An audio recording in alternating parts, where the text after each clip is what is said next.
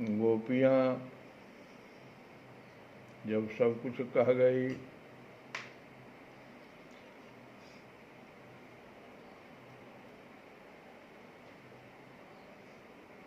सुखदेव जी तब कहते हैं, प्रिय परीक्षित, भगवान श्री कृष्ण का प्रिय संदेश सुनकर गोपियाँ जो कुछ भी दुख के अपार सागर में डूब रही थी, उद्धव जी के कुछ संदेश सुनने के बाद जब वो अपार दुख के सागर से कुछ थोड़ा सा जैसे लगा कि कुछ राहत हुआ है, तो सुखदेव जी ने कहा कि परीक्षित, भगवान श्री कृष्ण का प्रिय संदेश सुनकर गोपियों की विरह की व्यथा शांत हो गई थी। और इधर उद्धव जी का क्या हाल हो गया था सो देखो, कभी नदी तट पर जाते, कभी वन में बिहरते, कभी गिरिराज की घाटियों में विचरते और रमे रहते, ब्रज में रम गए थे। बराबर वो उस स्थान को खोजते फिरते थे भरत जी की तरह कि भगवान कहाँ कहाँ रास्ते में रुके। इसी प्रकार से उद्धव जी ये देख रहे थे कि कौन कौन सी लीला भगवान कृष्ण ने कहाँ कहाँ की, यह पूछ पूछ कर ब्रजवासियों को, और उनकी लीला के स्मरण में तन्मय हो जाते। अब उनका ब्रह्म ज्ञान जो है ना, प्रेम भक्ति की ओर उधर उनका ध्यान चला गया। अब उनकी लीला के स्मरण में तन्मय हो जाते थे। उद्धव जी ने ब्रज में रहकर गोपियों की इस प्रकार की प्रेम विकलता तथा और भी बहुत सी प्रेम चेष्टाएं देखी थी। अब वे गोपियों को नमस्कार करते हुए, अभी तक वो गोपियों को समझते थे जो ग्वालीन है, अज्ञानी है, लेकिन अब वो गोपियों को नमस्कार करने लगे और क्या कहने लगे सो सुनो कि इस पृथ्वी पर केवल इन गोपियों का ही शरीर धारण करना श्रेष्ठ एवं सफल है। पूरे ब्रह्म ज्ञान का सारांश उन्होंने निकाल लिया कि हम लोगों का तो इस पृथ्वी पर शरीर धारण करना सफल हुआ ही नहीं, ये तो गोपियां हैं जो शरीर धारण करके आज श्रेष्ठतम अवस्था में आ गई है और सफल हो गई है, क्योंकि ये सर्वात्मा भगवान श्री कृष्ण के परम प्रेममय दिव्य महाभाव में, परम प्रेममय, देखो एक एक शब्द पर ध्यान दीजिए, परम प्रेममय दिव्य महाभाव में स्थित हो गई है। इसी को हम बार बार समझा रहे हैं कि दिव्य महाभाव क्या होता है। जो सीता जी का हमने दिव्य महाभाव सुनाया था कि नाम पाहरू दिवस निशी ध्यान तुम्हार कपाट, लोचन निज पद जंत्रित जाहि प्राण के ही बाट।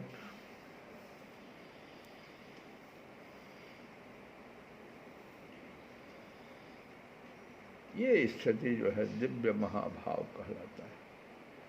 और हमने गाया भी था कि प्रबल प्रेम के पाले पर के प्रभु का नियम बदलते देखा, अपना मान भले टल जाए, भक्त का मान न टलते देखा।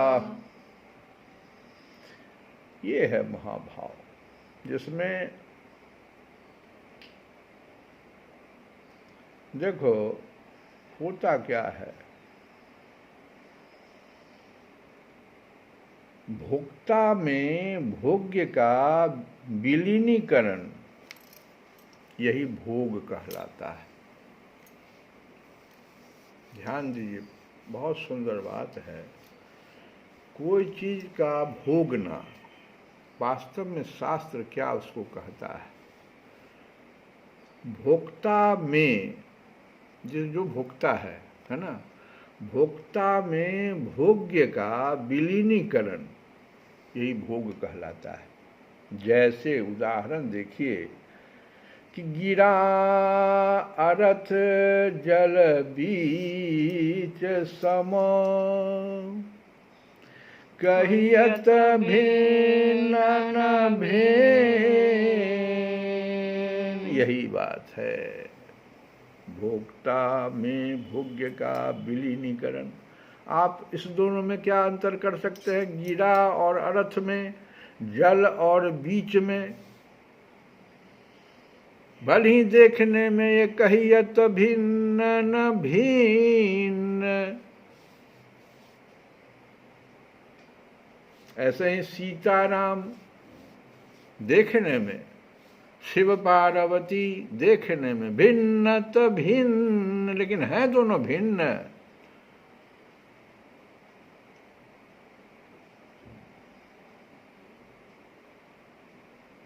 गिरा अर्थ का संबंध तरंग तथा जल का संबंध। देखो समुद्र में जो तरंग उठता रहता है और उसका जल के साथ जो संबंध है वो तो हमेशा बना रहता है, लेकिन तरंग अलग दिखाई पड़ता है, जल अलग दिखाई पड़ता है। कहियत भिन्न न भिन्न, ऐसा होता नहीं है। पार्वती शिव का संबंध ये सब अभेद संबंध कहलाता है। इसी को नित्य संयोग कहा जाता है। कभी अलग है ही नहीं दोनों। गोपियों का श्याम सुंदर के साथ जो संबंध है, क्यों कहा उद्धव जी ने कि सिर्फ गोपियों का ही शरीर धारण करना श्रेष्ठ एवं सफल है, क्योंकि ये सर्वात्मा भगवान श्री कृष्ण के परम प्रेम में दिव्य महाभाव में स्थित हो गई है। कैसे गोपियों को आप कृष्ण से अलग कीजिएगा? जैसे आप जल को तरंग से नहीं अलग कर सकते। और भी देखिए, सूर्य नारायण अपनी किरणों से पृथ्वी के रस को आत्मसात करते रहते हैं।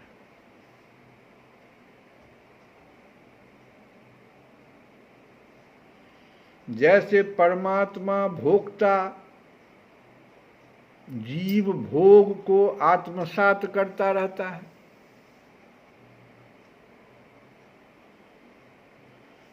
वैसे ही गोपांगनाओं को भगवान आत्मसात करते रहते।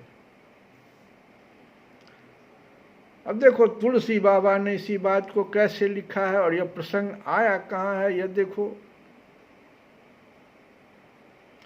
कहूँ चंद्रिका चंद्र तज जाई,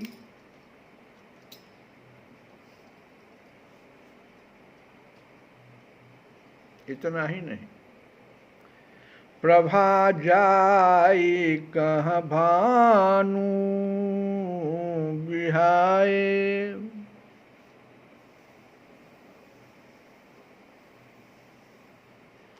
प्राणनाथ तुम बिनु जग माही, मोह कहूँ सुखद करताहूँ कछु नाही। ये देखो महाभाव, सिर्फ हम लोग यहाँ जो पढ़ रहे हैं यही नहीं, हर जगह शास्त्रों में बहुत सुंदर ढंग से कहा गया है।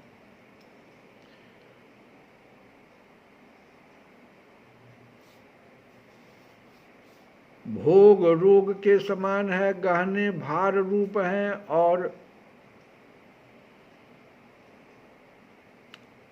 जो यम यातना के समान संसार है। संसार कैसा है? तो यम यातना नरक की पीड़ा के समान है। हे प्राणनाथ, आपके बिना जगत में मुझे कहीं कुछ भी सुखदायी नहीं है। जीव भगवान को छोड़कर कहाँ जाए? शरीर को छोड़कर छाया अलग कैसे रोकी रह सकती है? जानकी जी पूछ रहे हैं, जानकी जी का प्रसंग हम बता रहे हैं।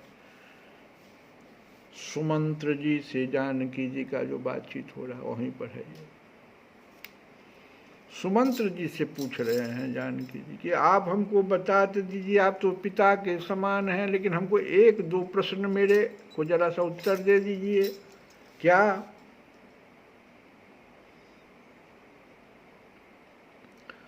कि तनु तजी रहती छाह किमि छे की। शरीर को छोड़कर तनु तजी रहती, शरीर को छोड़कर छाह किमि छे की। छाया अलग कैसे रोकी जा सकती है? संभव है? किसी का छाया बन रहा हो, छाया को अलग कर दिया जाए उसके शरीर से? सूर्य की प्रभा सूर्य को छोड़कर कहाँ जा सकती है? सीता जी कर रही हैं, प्रभा जाई कहाँ भानु बिहाई। और चांदनी चंद्रमा को त्याग कर कहाँ जा सकती है? कहाँ चंद्रिका चंदु तज जाई। ऐसे ही इसको कहते हैं भोक्ता में भोग्य का विलीनीकरण। ये गोपियाँ गोपांगनाएं जो हैं वो भगवान से अलग कहाँ कहीं हैं भाई। गिरा अर्थ जल बीच समा कहियत भिन्न न भिन्न। अगर इस चीज को हम लोग समझ गए तो निश्चित रूप से हम लोग ये महाभाव को समझ गए। और इसीलिए कहा उद्धव जी ने कि सिर्फ ये जितनी भी गोपियाँ हैं ये सर्वात्मा भगवान श्री कृष्ण के परम प्रेम में दिव्य महाभाव में स्थित हो गई हैं। प्रेम की यह ऊंची से ऊंची स्थिति संसार के भय से भीत मुमुक्ष जनों के लिए ही नहीं अपितु बड़े बड़े मुनियों मुक्त पुरुषों तथा हम भक्त जनों के लिए भी अभिवांछनीय ही है। इतनी अवस्था ऊंची उद्धव जी कहते हैं अभी हम लोगों की भी नहीं है, और हम साधारण पुरुषों की तो बात ही क्या है इस भ्रमर गीत को समझ सकें। हमें इसकी प्राप्ति नहीं हो सकी। उद्धव जी कह रहे हैं, स्पष्ट रूप से घोषणा कर दी, हमें इसकी प्राप्ति नहीं हो सकी। सत्य है जिन्हें भगवान श्री कृष्ण की लीला कथा के रस का चस्का लग गया है, उन्हें कुलीनता की, द्विजाति समुचित संस्कार की और बड़े बड़े यज्ञ यागों में दीक्षित होने की क्या आवश्यकता है। अथवा यदि भगवान की कथा का रस नहीं मिला, उसमें रुचि नहीं हुई, तो अनेक महाकल्पों तक बार बार ब्रह्मा होने से ही क्या लाभ है। ब्रह्मा जी ने भी कहा था कि हे भगवान अब हमें ब्रह्मा नहीं बनाना, अब तो इस ब्रज में हमको लता पेड़ पौधा बना देना। जब कभी तुम इधर से बिछड़ो तो तुम्हारा रजकन हमारे ऊपर पड़े। इसीलिए ब्रह्मा जी ने कहा बार बार ब्रह्मा होने से ही क्या लाभ।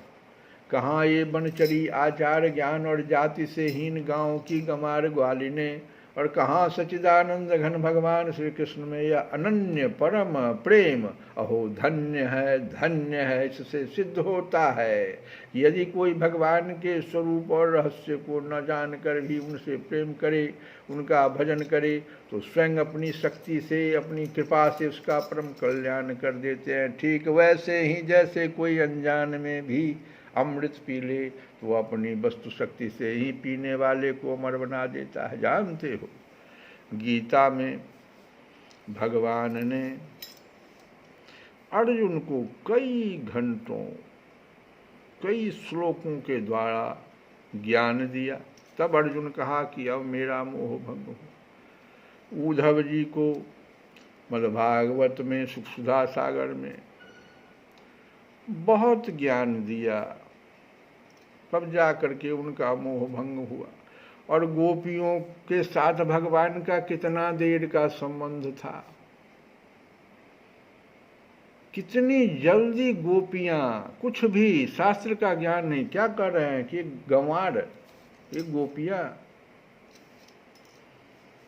लेकिन देखो कैसे भगवान में गिरा रथ जल बीच सम हो गई, जल और बीच के जैसा संबंध बना लिया। कमल की सी सुगंध और कांति से युक्त देवांगनाओं को भी नहीं मिला। भगवान ने जिस कृपा प्रसाद का वितरण किया, इन्हें जैसा प्रेमदान किया, वैसा भगवान की परम प्रेमवती नित्य संगनी वक्ष स्थल पर विराजमान लक्ष्मी जी को भी नहीं प्राप्त हुआ। बताओ तो,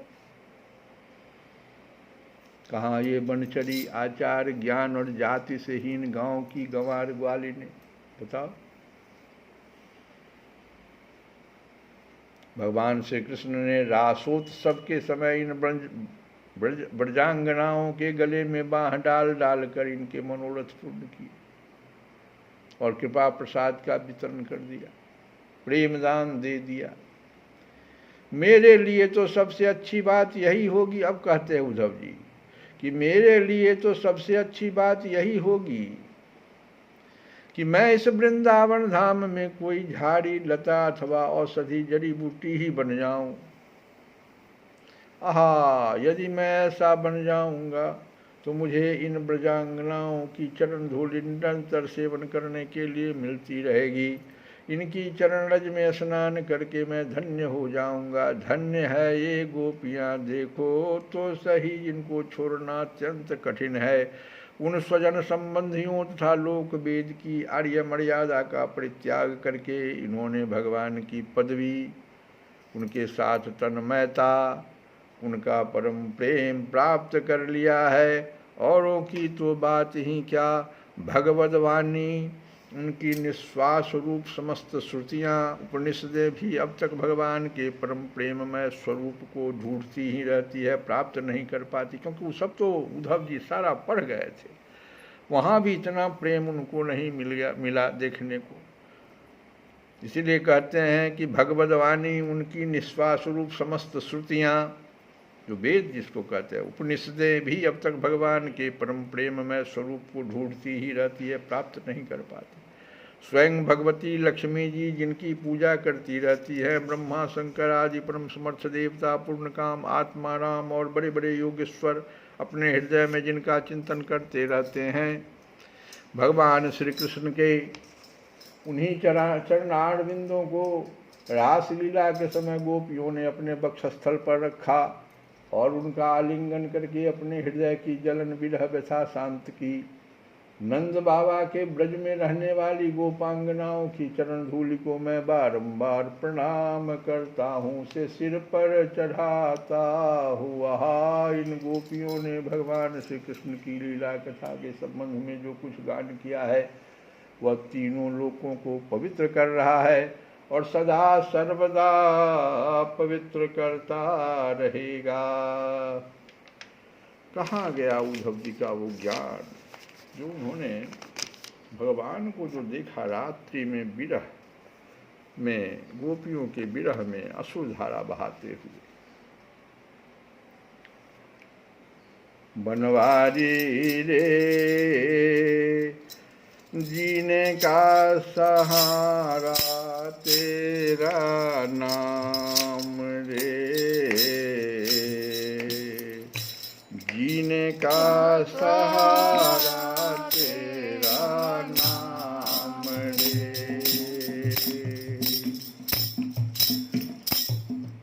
अरे कोई न जाए कुंज गली में, तुझ बिन कलिया चुनने को तरस रहे हैं यमुना के तट, धुन मुरली का सुनने के। ओए अब तो दरस दिखा जा नटखट, क्यों दुविधा में डाला रे बजती भई लाला, तेरी राह तके ब्रिजवाला, बड़ी देर भई नंद लाला, तेरी राह तके ब्रिजवाला। ओ बाल बाल एक एक से पूछे,